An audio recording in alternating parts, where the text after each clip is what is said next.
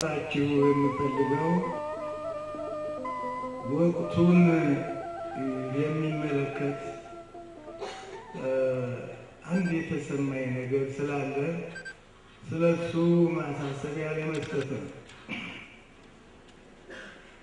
በጊዜያችን አንዳንድ ምናልባት በአመራራችን የተከፉ ደስ ያላላቸው በቤተ ክርስቲያኒቱ አገልግሎት እንደዚሁ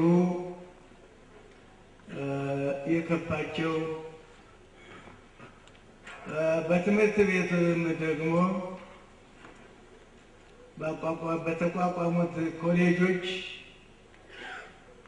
ለትምህርት ከገቡት ምናልባት የቤተ ክርስቲያን እርሾ ሳይኖራቸው ወደዚህ ኮሌጅ የገቡ አንዳንድ ወንድሞች ወይም ልጆች ሊኖሩ ይችላሉ። እነዚህ በፈተና ወይም በአንድ ነገር ከዚያ ሊወጡ ይችላሉ። ስለዚህ ለመበቀል ቤተ ክርስቲያኒቱን ለመበቀል ቤተ ክርስቲያኒቱን በሌላ መንፈስ እንድትታይ ለማድረግ እነዚህ ሰዎች ቡድን በመፍጠር ተሐድሶ በማለት የተነሱ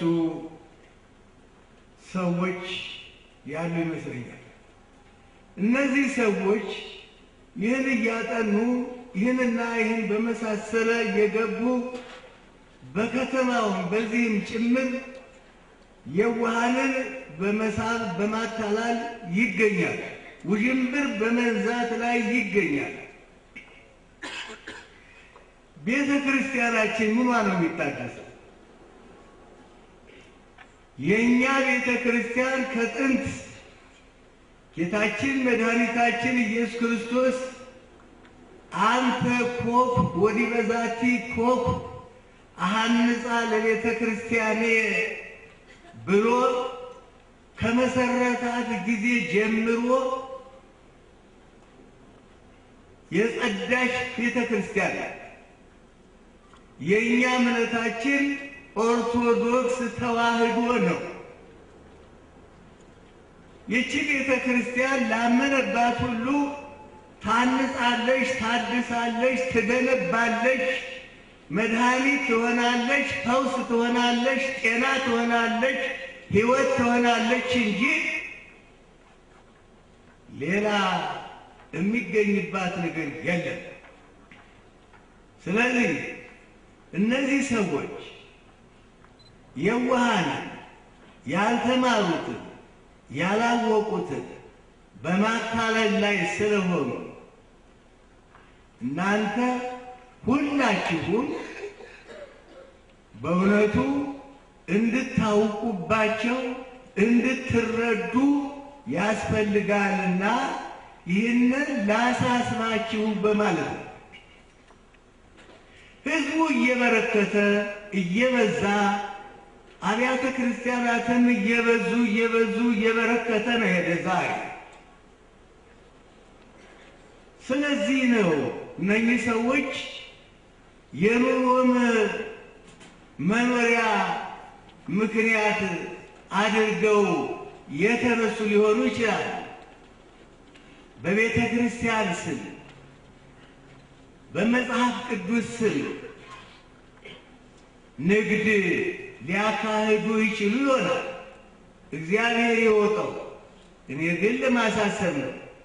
ሌሎችም ደግሞ በጊዜያችን ሌሎችም ብዙ እምነቶች አሉ። የነዚያን ጎዳናው ቀኗል። ግን ጉልህ ሆኖ ሊረዳን ያልቻለ የቤተ ክርስቲያን ተሐድሶ ብለው በተነሱ ሰዎች ነው። እነዚህ ሰዎች ወደዚህ ወደ እምነታችን ገብተው ራሳቸው ቢታደሱ ይሻላል እንጂ ቤተክርስቲያናችን ሰውን ታድሳለች እንጂ እምትታደስ አይደለችም። እምነቷ የጠራ ያማረ ከሉል እንቁ የበለጠ የእንቁ እንቁ ነው። እምነቱ ወይታቱ ካላ አዲስ ትምህርት አዲስ ትምህርት አታምጡ በአዲስ ትምህርት አትወሰኑ ይላል። አዲስ ትምህርት ነው እንግዲህ ለዚህ ወንድሞቻችን ኢትዮጵያውያን አዲስ ትምህርት ሐዋርያው ጳውሎስ የተቃወመው ትምህርት ነው። አዲስ ትምህርት ማለት እናድሳለን ታድሶ እናደርጋለን የሚለው አዲስ ትምህርት አትቀበሉ አታምጡ። ይህን ያዲስ ትምህርት እናመጣለን ስላሉ የለም የክርስቶስ ትምህርት አይታደስም፣ ሃይማኖት አይታደስም፣ ወንጌል አይታደስም። ቤተክርስቲያን በዚህ ምክንያት የክርስቶስ ደም በልብሱ ላይ ጦርነታችን በጸሎት ነው። ካልጋ ወርዶ መሬት መተኛት ነው። ትብን ያለ እንቅልፍ በሚመጣበት ሰን ያን ከልክሎ ቤተ ጸሎት ገብቶ ተንበርክኮ መጸለይ ነው። ቤተክርስቲያን ሰላም የላትም፣ አይኖራትም። እንደ መንግስተ ክርስቶስ ካልመጣበት ይቀጥላል። ሐዋርያት ማነው ነቢያት በክረምት ገበሬ ተመሰረዋል ኑረዋል። በጭቃ በጨፈቃ በካፊያ በውጭ ኑረዋል፣ ዘርተዋል፣ ትንቢት ተናግረዋል። ሐዋርያትም ተከትለዋል። ሲያጭዱ ሲከምሩ ሲቆሙ ነው ሄደዋል። ያሁኑትም እንደዚያ ነው ያለው እና እኔ በዚህ አማራው ከጎጃም ነበር። በጣም አዝኜ ተስፋ ቆርጬ ነው የመጣው። ጠሩ ዲማ ብቸና ጠሩ እንደዚሁ ነባክና አለቀሱ ለተወሰነ ጊዜ። እኔም ሰው ሆንኩና እነዚያ ካህኖች በነበሩበት መጥለቂያ ጣሳ መሃል ሰው ሁኜ ተጠራሁ። የመጀመሪያው እንደዚያ እነታ የቴኔታ ገብረ ሥላሴና አራታይና ወሹ እነታ ዲሜጥሮስ እነታ ስራ ዋገኙ እነታ ዲመኩሉ እነታ መምህር ይስወቄ እና ለሐረገው በነበሩበት ቦታ ሰው ሁኜ ተጠራሁ። እንዲህ ያለ ትምህርት ተዘራብን። ማን ነው ይሄን ያደረገ? ደብተራውና ቄሱ መነኩሴ ነው የሚነሰንሰው ያየሁት እዛ እና ታዲያ ግን ይመጣሉ ይገኛሉ። አንገታቸውን ደፍተው አይናገሩም። የሚጠቅሱት ከመጽሐፍ ቅዱስ ነው፣ የያዙትን መጽሐፍ ቅዱስ ነው። ለባህሪያቸው ብቻ እንስማማ እያሉ እየተረጎሙ አደናገር ነገር ደግሞ በአንድ ቀን ወጣት ብሎ በሪብላ ሳይሆን ራሳቸው ይደነግጣሉ። እናንተ ምዕመናን ታወቃችሁ ከተረዳችሁ ማንም ሊያሰናክሉ አይችሉም። እንግዲህ መምህራኖቻችሁ እነማን እንደሆኑ ምን አይነት ማስተማር እንዳለባቸው ተረድታችኋል። ሰዎች ራሳቸው እየደነገጡ እየኮበለሉ እንደሚጠሩ ተሰማ። ሁለተኛው ላልሰማው ማሰማት ራስን ጠብቆ ዝም ማለት ሳይሆን ሌላውን መጠበቅ ነው። ሶስተኛው በዚህ ሀገር በእውነት ነው መሰረት ይደመስሳል። አሁን እየሰራን ያለነው እሱን መከላከል ነው። የምንከላከለው በመንፈሳዊ ጦር ነው፣ በመንፈሳዊ ውጊያ ነው፣ በጾም በጸሎት በቅንነትና በእውነት። ከዚህ ውጭ መናፍቃን በወሬ የሚችል የለም። በወሬ ማሸነፍ አይቻልም። በፕሮፓጋንዳ ማሸነፍ አይቻልም።